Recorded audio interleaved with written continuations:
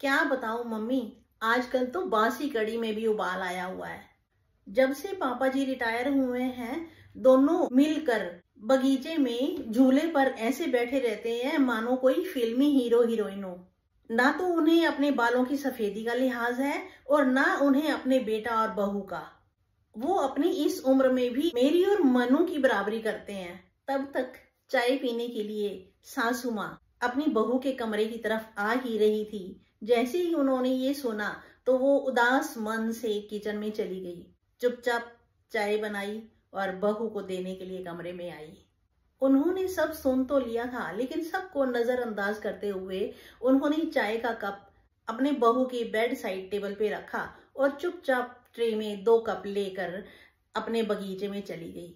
एक ऐसा बगीचा जो उन्होंने बड़े ही प्यार से बनाया था, क्योंकि उनके यहाँ जब कोई बच्चा नहीं हो रहा था तो उन्होंने बाहर भगवान जी के मंदिरों में, तीर्थ स्थानों पर जाकर बहुत सारी मन्नतें मांगी कि उन्हें एक बच्चा दे दे। और जब ये मन्नत पूरी हुई तो उन्होंने अपने घर को भी मंदिर तीर्थ बनाने के लिए अपने घर के आंगन के एक कोने को उन्होंने बहुत सुंदर सा बगीचा बना लिया था, ताकि उनके मन की मन्नत पूरी होने का एक नक्शा सा सामने रहे, एक तस्वीर सामने रहे, जिसे वो याद कर करके हमेशा भगवान को धन्यवाद देते रहे कि हे भगवान, तुमने हमें बच्चा दिया।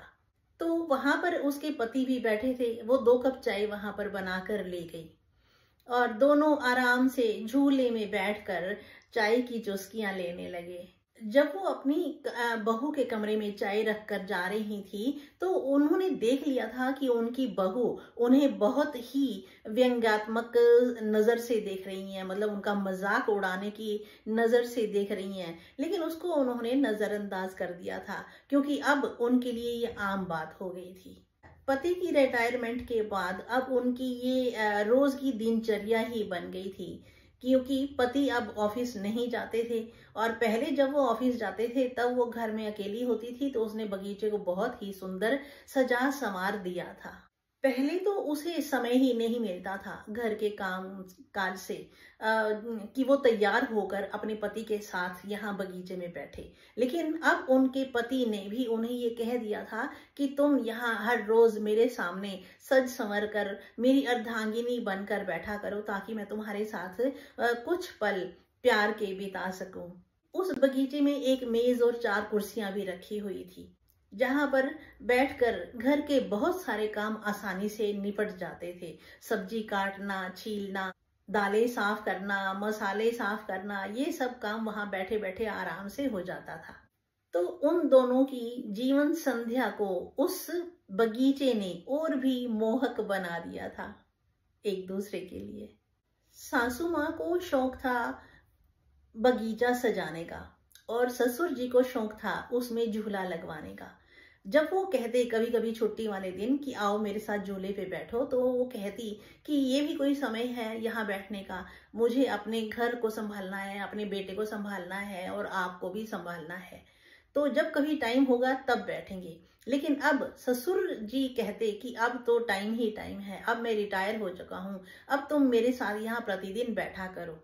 तो दोनों पति पत्नी रोज शाम की चाय और सुबह की चाय वहीं गार्डन में ही पीते थे, झूले पर इकट्ठे बैठकर। अब तो घर में बहुत सारी सुख सुविधाएं भी सारी ही थी, काम कोई ज्यादा नहीं रह गया था। मेड भी आती थी झाड़ू पोछा और बर्तन करने के लिए, बाकी काम करने के लिए मशीनें थी। पर फिर भी पता नहीं क्यों उनकी बहू को पूरा घर तो अच्छा लगता था, लेकिन वो बगीचे वाला कोना उसके मन को बहुत खटकता था। उसको अपने घर में, अपने परिवार में, ससुराल में किसी तरह का कोई बंधन नहीं था। लेकिन जब उसके ससुर जी घर पर रहने लगे रिटायरमेंट के बाद, तो उसे वो कोना अखरने लगा था, क्योंकि जब उसके ससुर घर पर नहीं होते थे तो उसकी सास थोड़ा बहुत काम उसको करवा दिया करती थी किचन में। लेकिन अब वो पूरा काम तो करवाती थी, थोड़ा सा समय अपने पति के साथ बैठना उसकी बहू को चुभ जाता था। इसी वजह से अक्सर उसकी बहू उसके बेटे को भी ताने मारती रहती थी और सास को भी कुछ ना कुछ सुनाती रहती थी, और फोन करके अपने मायके में अपनी मम्मी को भी बहुत सारी ऐसी बातें कहती थी जो एक बहू को शोभा नहीं देती। वो अक्सर सोचती रहती थी कि ऐसा कोई आइडिया मन में आना चाहिए जिससे उस बगीचे वाले कोने से छुटकारा मिले। तो एक बार उसने अपने पति मनु को बुलाकर कहा कि क्यों ना हम ये अब छोटी कार की जगह बड़ी कार खरीद लें। तो उसके पति ने कहा कि ठीक है, हम बड़ी कार खरीद लेंगे, लेकिन खड़ी कहाँ करेंगे। तो उसने कहा हमारे घर का वो आंगन का जो बड़ा कोना है बगीचे वाला, वैसे भी वो बेकार पड़ा है, कोई फायदा नहीं है उसका, तो क्यों ना वो कार हम उस जगह पे, बगीचे वाली जगह पे खड़ी कर दिया करें। तो उसके पति ने कहा नहीं, वो तो उनको मम्मी पापा को बहुत प्यारा है। लेकिन अपनी पत्नी की बातों में आकर उसने हामी भर ली कि हाँ ठीक है, चलो हम नई कार खरीद लेते हैं। पत्नी की बात उसे अच्छी तो नहीं लग रही थी, लेकिन फिर भी वो पता नहीं क्यों अपने मन को मजबूत नहीं बना पाया, और अगले ही दिन वो कुछ कारों की तस्वीरें लेकर अपने पापा के पास पहुंच गया कि पापा देखो, इन कारों में से कौन सी कार अच्छी है, मैं और आपकी बहू नई कार खरीदना चाहते हैं। तो उसके पापा ने कहा कि बेटा, कार हमारे पास पहले घर में है ही, दूसरी कार की क्या जरूरत है। तो उसने कहा कि नहीं, अब पैसे की कोई कमी नहीं है, तो हम एक बड़ी नई कार खरीदना चाहते हैं। तो उसके पापा ने कहा ठीक है, तो इसको खड़ी कहाँ करेंगे, पार्किंग की जगह तो नहीं है और हमारे घर में। तो उसने कहा पापा, ये जो बगीचा है कितने सालों से ऐसे सिर्फ पेड़ पौधे ही लगे हुए हैं, इसमें इसकी सफाई करना, इसको मेंटेन करना कितना मुश्किल काम है, कितना समय लगता है इसमें, तो क्यों ना हम यहाँ से ये गार्डन हटा के यहाँ कार खड़ी करने की जगह बना दे। तो ये बात सुनकर मनु की माँ तो अपना माथा पकड़कर एक तरफ झुक गई और कुछ सोचने लगी, और उसके पिता ने कहा कि बेटा कोई बात नहीं, मुझे थोड़ा समय दो, मैं कुछ सोच लेता हूँ, तुम्हारी माँ से बात करके फिर मैं तुम्हें बताऊंगा। तो मनु बोला कि पापा, इसमें पूछने की क्या बात है, आप लोगों को तो अपनी परवाह है नहीं, अपनी इज्जत की परवाह है नहीं, दिन भर इस झूले पर इकट्ठे बैठे रहते हो लव बर्ड्स की तरह। ये भी कोई उम्र है आपकी बैठने की? इस घर में आपको 4 लोगों का लिहाज नहीं है, तो कम से कम अपने बेटे बहू का और छोटे बच्चों का तो लिहाज कर लिया करो। आप पूरा दिन इस झूले पर मम्मी के साथ बैठे रहते हो, ये भी आपकी कोई उम्र है? आप अपनी उम्र के लोगों के साथ बैठा करो, गप्पे मारा करो, उनके साथ सैर पे जाया करो, ताश वाश खेला करो। आप अपनी उम्र के लोगों के साथ उठेंगे बैठेंगे तो ज्यादा अच्छा लगेगा।